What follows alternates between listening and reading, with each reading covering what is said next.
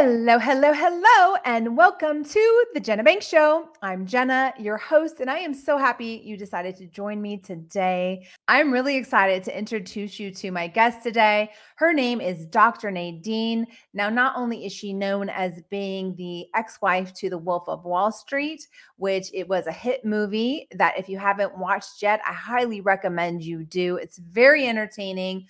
But she also lived that life. And if you saw the movie or if you do see it, you'll know that she came from a traumatic relationship, but she not only survived it, she thrived afterwards, after getting out, and she got help. And then she went on to become a licensed marriage and family therapist and a somatic psychologist in private practice. So her personal and clinical expertise is, believe it or not, in complex trauma attachment. Surprise there. It makes so much sense that she went into that field because she went through so much herself. She wanted to help other people, and she does an amazing job doing that. She also works with trauma bonds and narcissism, and she emphasizes the mind-body connection when working with couples and individuals. She recently also released a short, easy-to-read ebook on healing from traumatic love, in which she describes her trauma bond with the wolf, how she got out and healed, and she also offers a guide for anyone wanting to do the same. Dr. Nadine, thank you for coming on the show today. Oh, I'm so delighted to be here. I'm just excited to talk about my favorite topic. Trauma bonding. I hope you don't mind if I ask you a couple of questions. I'm very curious to know just about your background, like what got you into this. I know you were the ex-wife of the Wolf of Wall Street, and that's the movie name. For those of you who don't know, there was a hit movie out called Wolf of Wall Street, so Nadine's character was played a big role in the movie. Me. Yeah, exactly. Although I'm sure they didn't quite show the worst of what life was like. But what I'm curious to know about is let's back up even before that point. Obviously, for you to get into a situation with somebody like that, who I would guess was an extreme narcissist, there must have been some history of family trauma that led you to even be susceptible to being with someone like that. Did you have a traumatic history as well? And we don't have to get into details. This is a very important question that you ask, because this is a general belief. And ironically, I was raised by a single mother in Brooklyn, New York. Shout out to anybody listening from Brooklyn, okay? And she was very interested in psychology. And my mother left my father when she was 24 or 25. She had me when she was very young. And actually, I had never experienced any trauma. Wow, that's shocking. Yeah, no, my mother never yelled. I wasn't abused. My father is a gambling addict. We don't talk, but he was out of the house at 7 and he was always lovely to me. So I did not actually experience abuse, but what I did experience was neglect, because my parents were 19 and 20 and hippies, right? Right. So no, actually, but some people do end up in trauma bonds that have experienced severe trauma. Actually, I had not. So so you didn't really have a male influence in your life though, really? Okay. No, I mean, I did. I mean, my mother remarried and got divorced, but again, to a very nice man. But what it was is that sometimes when you actually trust too much in people, because you've had a taste of real love, you don't see a person that's pathological and manipulative and addicted coming. So this is a very good point you make. I assumed those who ended up in relationships with narcissists were attracted to them based on a past family. Okay. No. And actually, in my book, No More Trauma Bonding, I've done a lot of research that indicates that women, there's something called the 5-factor personality test. And all of my patients, and it tests all of my patients for neuroticism, openness to experience, extroversion, agreeableness, and conscientiousness. And what the research shows is that women that score super high in agreeableness and conscientiousness, which I do, actually fall prey to these type of manipulative pathological partners. Oh, Yeah, terrible. it is terrible, but it's okay because we're strong. If we're Yeah. conscientious, we're very strong because we're hard workers. So even more importantly then, I think that I was talking to somebody about this the other day. In fact, it was Kesley, about the importance of women knowing or understanding what love bombing is. Yes, yes, yes. And that is a very important aspect. I'm glad you bring that up because I was neglected, right? Not abused. So for someone to feel obsessed with me, which is what which is what love bombing is at a very fast pace. Oh, sending me texts, being obsessed with me, you know, sending me flowers, telling me they can't live without me. Now that was very enticing. And also the myth of romantic love. Right. That was shown in every, you know, movie in Western society tells us that's what love is. Yeah. So how long does love bombing usually last? Is it a couple months window, 2-3 months, and then they start to pull it back? Or what are the signs that it's a great question? Let me think about that. For me, it was short-lived. I think it was about 6 months to a year. Okay. Okay. So it can go on for a while because I've heard some people say it's just a few months and then they don't hold it any longer. But oh so no, what it can go on for years. Okay. It can go on for years. But the thing about a trauma bond is that you bond with someone who you believe loves you, right? Right. And they seduce you with all of this love bombing stuff, but then all of a sudden they turn and they start to threaten you and dominate you. And that's where it gets very tricky. So are there always threats involved, or can it sometimes be more subtle than that? Well, I think a trauma bond is that you emotionally bond to someone who has power over you simply because you love them, right? And you stay with them despite their threatening, dominating abuse or exploitation and betrayal. So you mentioned exploitation. I feel like I was in a situation like that. Certainly wasn't abused, but I know I was love bombed. It didn't last that long.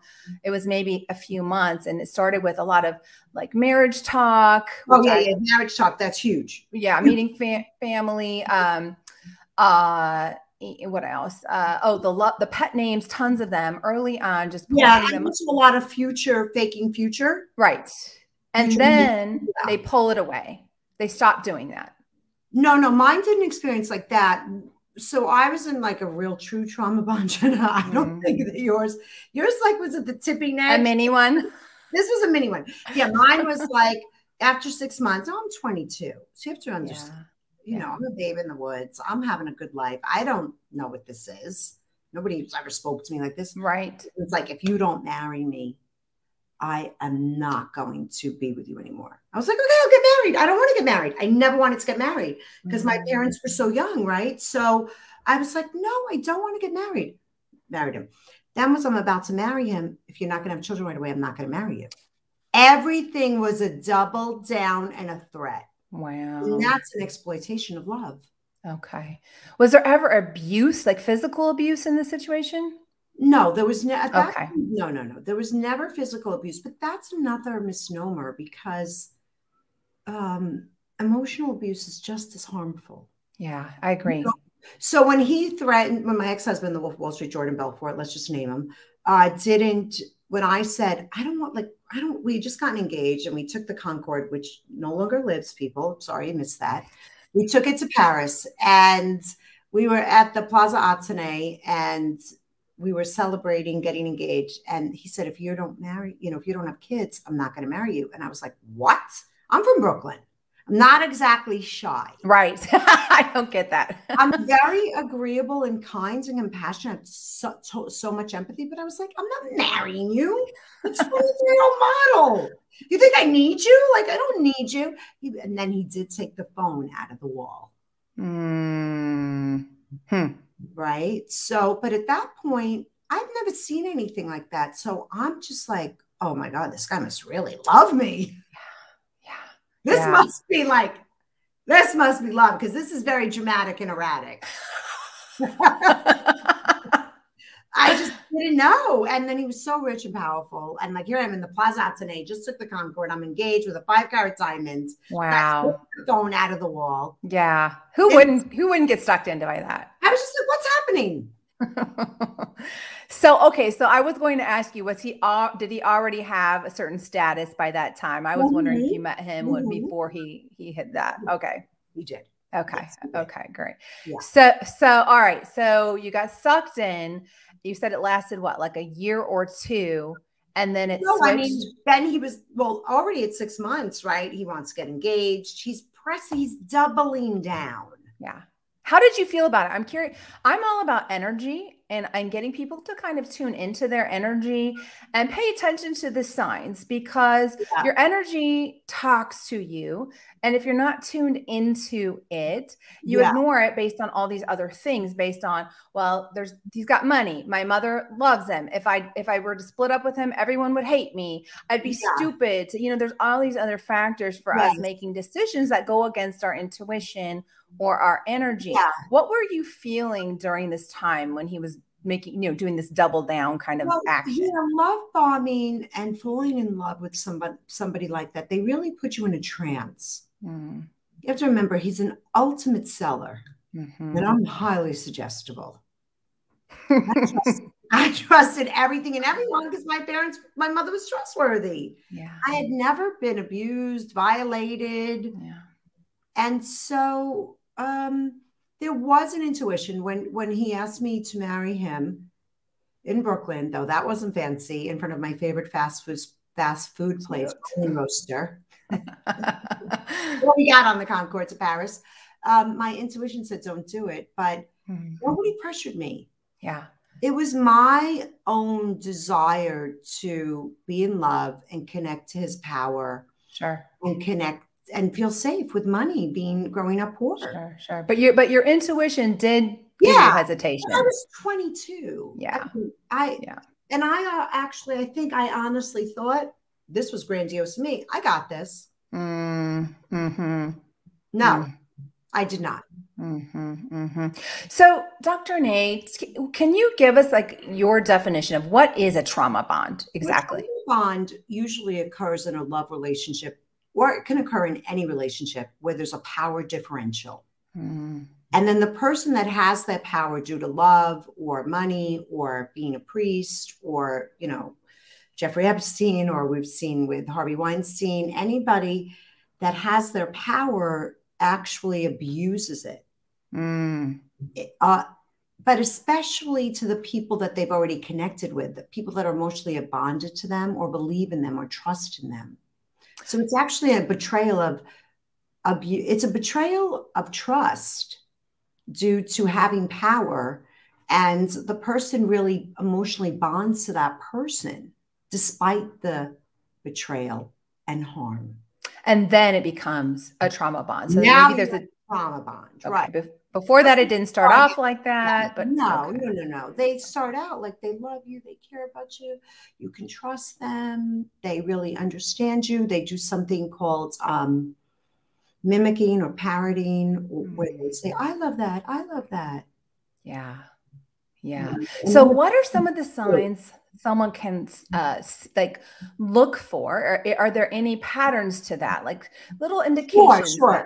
So love bombing is something where it's extreme, it's dramatic, and the pacing of it is very quick. You're like, whoa, you don't have a chance to catch your breath. They don't want you to catch your breath. And then there's something called twinning, which I forgot the word, but I just remembered, where they start to mimic and parrot you. I love tennis, you love tennis. You speak Spanish, I speak Spanish. You love this, I love this. They start to read you cognitively, not your emotions. And they start to feed you exactly what they know that you want to hear. Right. And they make you feel like you are the only person in the world. And another pattern is the second you decide to have a boundary, like I did with not wanting to get married, they plow through it. You ever have that? I saw by your face. Yes. And you say that you have a need, they get furious. I was like, I don't want to get married. I don't need that. Even if it's an oppositional need, they go crazy. Okay. So is there any other circumstance? I'm just curious. I'm thinking of a personal story here, but is there any other You can tell me, what is that story? I can't. I wish I could. I can't. Okay. Is there any other circumstance in which somebody would plow through a boundary and be like, just so intent on their focus? It's nothing disrespectful to you, but they just are clueless to the world around them. Or are there different reasons that somebody could plow through a boundary? No. Boundaries, in all healthy relationships, we have to have boundaries. Yeah. So what happens in a trauma bond too is there's gaslighting. That might not happen initially, but when you experience something horrible with them where they've been abusive or they plowed through your boundary, it's like, oh, that wasn't that bad. Like, come on, wait, you did that same thing. Or they'll actually, oh, this is a good one. One day I was taking a golf lesson and I was going to meet my ex-husband, Jordon. And I actually just went to a deli to pick him up lunch. And the second I got to him at our home, he was like, you're half an hour late. Where have you been? They get very possessive and jealous. And they start accusing you of the very thing they're doing. And he was like, you're cheating on me with the golf pro. I was like, what? He didn't say the golf pro's name, by the way. And then he started to attack me and accuse me. So they always have you on the defense. Okay. So you can never be on the offense to look at them. Okay. That one was crazy. I was like, wait, I just got engaged. I just moved into a house with you. You think I'm no. Yeah, that's always a bad sign. Always a bad sign. They accuse you of the very things that they're doing. So is that the definition of gaslighting? Yeah, completely. Yeah. So they'll accuse you of that. And then they'll mind twist. They'll say, that didn't happen. What are you talking about? You're being so reactive. You're being so emotional. Like make you question your reality, essentially. Completely. It makes you question your reality. But it's done in such, when things are done in context, the way I'm describing them, it's much richer, right, than naming terms. Right. Because we could say gaslighting, we could say this, we could say, but people don't really get it unless we describe the context in my process. True. And that's why I do that. Not because I love telling these stories, because it's not fun, but it's very important for the audience, your audience, to understand the context of it. And then what else they'll do? When you say, that really hurt me. Like accusing me of having sex with a tennis pro when I was just getting you lunch, they'll be like, oh my God, come on. Like, really? That is what everybody does. Everybody's jealous. I had a right to do that. They feel justified in their manipulative behavior. So they're not giving validity to your feelings. Oh. Are they ever doing it? Like ever? Only when it serves them. I gotcha. That makes sense. Yeah. If you say, oh, I love you, they're like, I know, right? Isn't this great? Yeah. So I know you specialize in trauma bonding and love bombing and all of that. And obviously narcissism. Do you ever have patients coming to you that are narcissists? Or are you mostly helping people? Oh, no, of course I do. Okay. Yeah. Okay. Yeah. And I'd love to ask you some questions about that, this. It is a personality disorder, right? Like a technical personality disorder. Yes. Narcissism is a cluster B personality disorder. I mean, I don't go by the DSM-5 so much, but it is a true characterological defect. So can it be solved? Can that be healed? It can be. Okay. Depending upon the level of narcissism, because just like everything, every mental health issue, every relationship, personality disorder runs on a spectrum. Okay. Yeah. That makes sense. Okay. Yeah. So that's good news, because some of the things I read indicated get away from narcissists. They'll never change. It's nearly impossible unless you're willing to twist and turn and bend for them. But see, there's a lot of new research that actually my ex-husband, he's not just a narcissist. He's on the dark tetrad. What's that?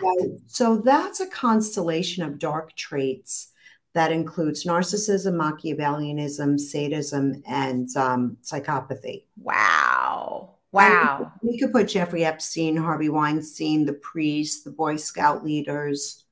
Plenty of people are on that spectrum. So we realized that calling them narcissists was not enough. Mm-hmm. We've done a lot of research over the past 2 years on the dark tetrad. Okay. Now I've got to dive into that. That's so fascinating. Yeah, because they live amongst us. Yeah. So it's not simply narcissism. You have to have psychopathy. You have to have some antisocial traits. Yeah. Right? You have to be manipulative to be Machiavellian. You have to be a little sadistic to be able to watch someone that you supposedly love be in pain due to your behavior. Mm-hmm. Mm-hmm. That makes a lot of sense to me. Yeah. Yeah. So it's very interesting then to know that they're on a spectrum and that some can be healed. You know, the narcissists that I've encountered in my life people felt empathy for them. Their ex-wives or their exes felt a lot of empathy for them, myself included, because they usually have their own traumatic background that caused them to become that way in the first place, right? Yes.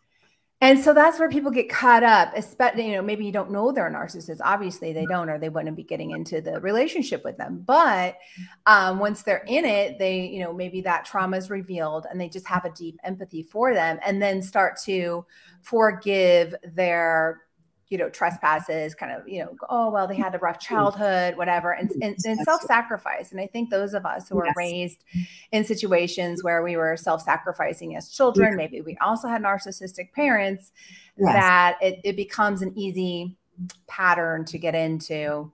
Well, I think, let's be real. I mean, as women, we're self-sacrificing. We're taught to be extraordinarily relational and put relationships above everything, right? Yeah. Right. Yeah. And so what somebody on that spectrum, whatever we want to call it, is betting on, they're betting on that you're going to be empathetic, because as I talked about in the beginning of our, you know, beautiful talk, is that women that are high in agreeableness have hyper empathy, which is a beautiful trait. But when it gets in the hand of a dark person, it gets used against you. Like if you were sick and like we continue our relationship, I'm going to be so empathetic to you. That's what makes me a great therapist, is because I care. But in the hands of a dark person, they're going to use that empathy to make me feel sorry for them. Yeah. Yeah. Right? To use that and manipulate me for their own good. Mm-hmm. Everything is about meeting their needs. Right. At our expense. And then they justify it because they think everybody's like us. No, we're not. Who's ever listening on the Dark Tetrad? We're not. Yes, exactly. You know, I found that, okay, I have a question for you, and this is very personal, and maybe somebody watching this right now or listening can relate.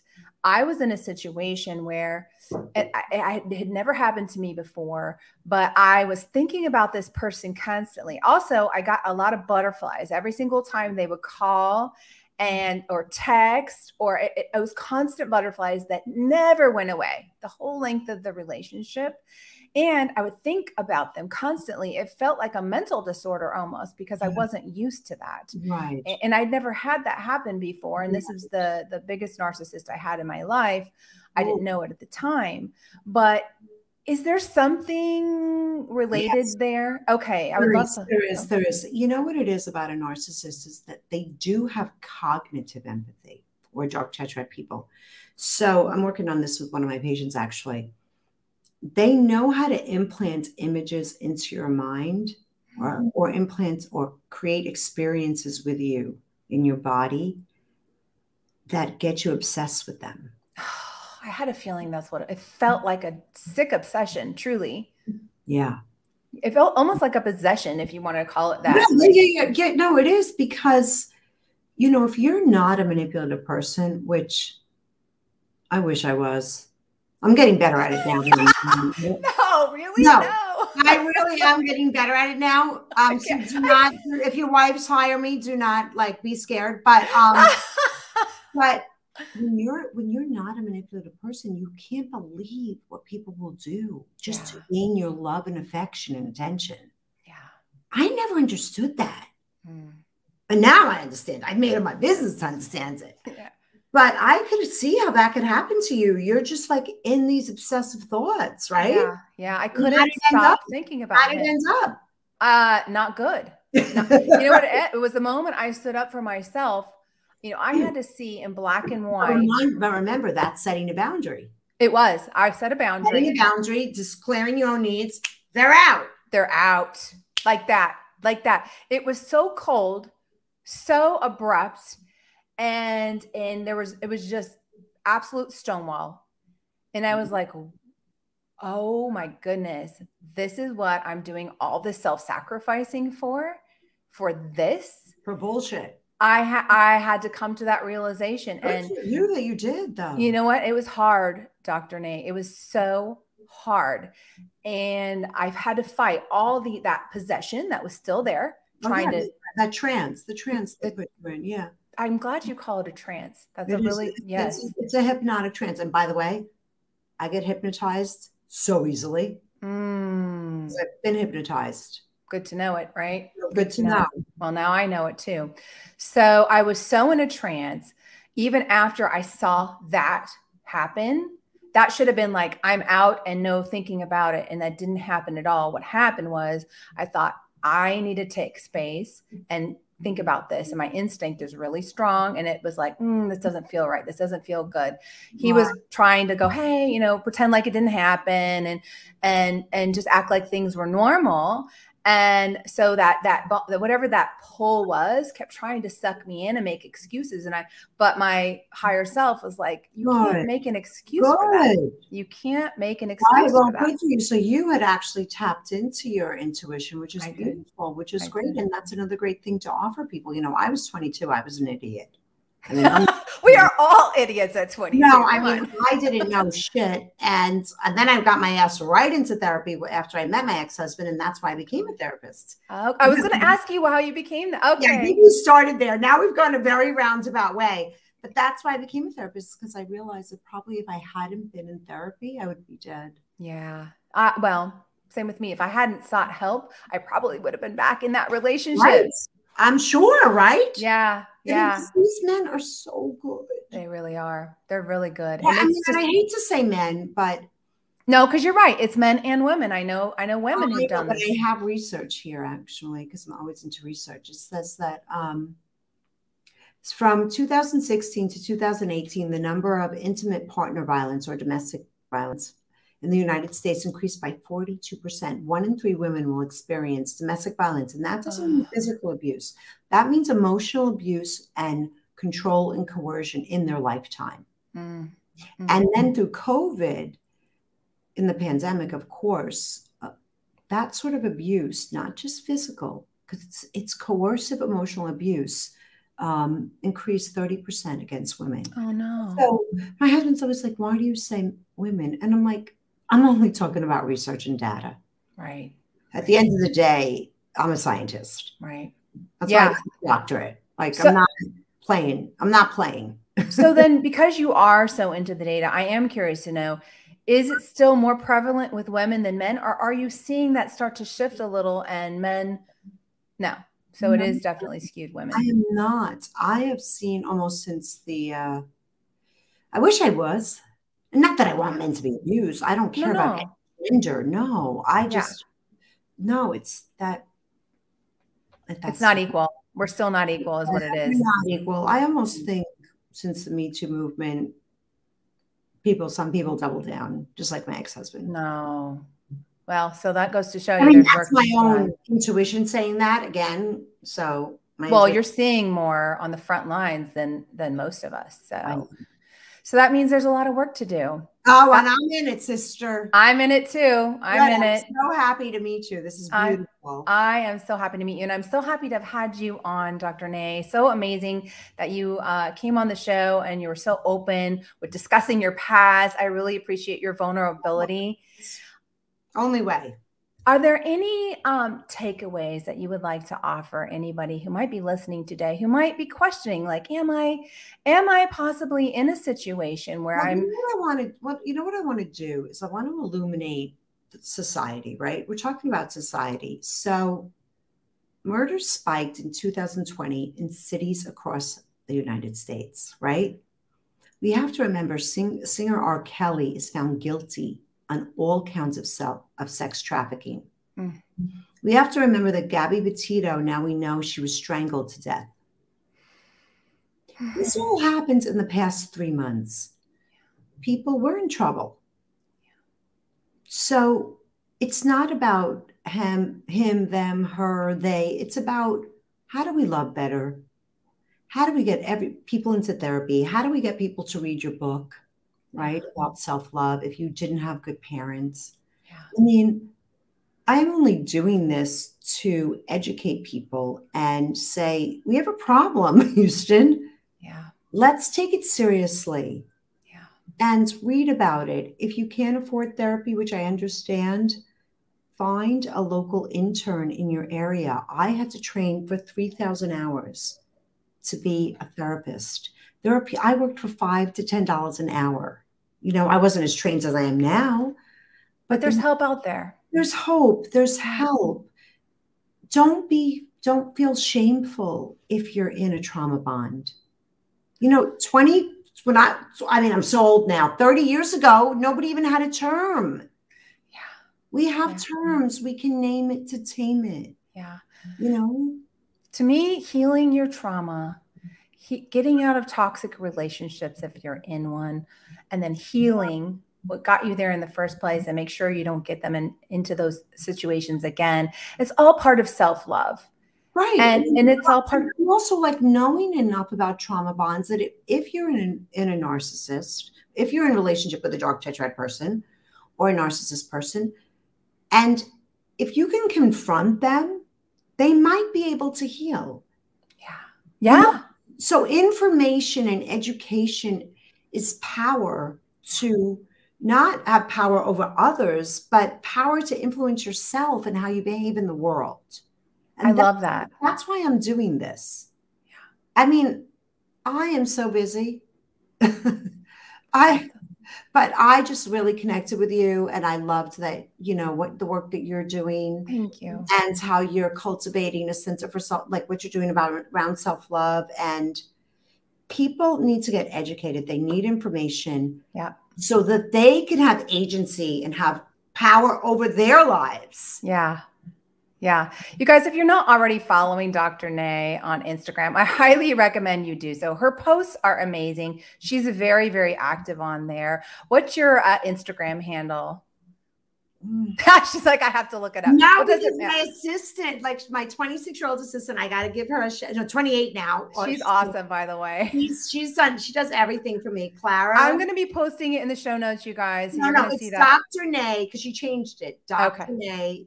dr.nae, and then just follow me. We post every single day. She has helped me build this Instagram for 5 years. I want to actually give a big shout out to her because I would have never done it. I hear you. It's a lot to handle between your practice and everything else and the kids. And yes, and we need a community that supports us and loves us. And that's why we connected. Yeah, absolutely. It is. Absolutely. So yeah. And then also, you guys, she has a book. It's an ebook right now, right? Yes. Yes. No More Trauma Bonds. So you can order it through, if you, of course, go to Instagram. Instagram or my website. Yeah. I highly recommend checking that as well. But she's also working on a book right now that I cannot wait for it to come out. So of course, me neither. I can't wait for it to be done. It's a lot. You know that feeling? Where are you with your book? We're done. Editing's done. Everything's done. Like, we're just now waiting for, this paper supply issue to work itself out. So we had to push out the publication date till March. Tell me, like when it's going to launch. When do you think it's going to launch? Oh my God. It's actually a miracle. It was supposed to launch right before Valentine's Day. It's now going to be on International Women's Day. No. Yes. So good for you. Thank you. What day is that? I have to put that in my calendar. That is March 8th.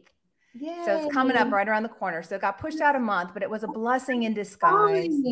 Yeah, it was actually a really perfect day for the book to launch. So I'm really excited. And Dr. Nadine is featured in the book as well. Some of her information about shame. She's amazing. And I cannot wait to have her on again. Hopefully she'll come and bless us with her presence when her book comes out as well. I'm so excited for you. That's wonderful. Oh, you're so sweet. And I'm so excited for you. And I'm excited for your book to come out. I know it's going to be a big deal, and it's going to help a lot of people. Your story is amazing, and the work that you're doing is just so incredible. So I know you're going to be helping a ton more people with your book. Well, the thing about being a therapist, or as you know, trying to be a healer in the world is very humbling. We can't help everybody, but if I can help, or you can help one person, right? By listening to this podcast, we're happy. Exactly. Have a wonderful Thanksgiving. Thank you so much, Dr. Nay. Pleasure to have you on. Have a great Thanksgiving, and thank you so much. Take care. You too. Bye. I hope you enjoyed learning from Dr. Nay as much as I did. Wasn't she amazing? If you'd like to connect with her directly, her website address is NadineMacaluso.com. Again, that's NadineMacaluso.com. I'm also including links to her website as well as her social media pages in the notes below. So please feel free to look out for those. If you haven't already subscribed to the show, please don't forget to hit that subscribe button now. And if we're not connected on social media yet, I'd love to connect with you there. I'm on lots of channels. You'll find me on Facebook, Instagram, and TikTok, all at the same handle, which is @JennaBanks.0. You can just find me under my name, Jenna Banks, on LinkedIn. You'll also find me on Twitter and Pinterest. I'm all over the place. But I would love it if you would visit my website and sign up for my newsletter. I do share some very helpful information, and I like giving away free stuff. So you can find that at jenna-banks.com to sign up for my newsletter there. Thank you so much for tuning in to the show today. I really appreciate having you here. I hope to see you back again next time. And remember, your love is your power. Until next time.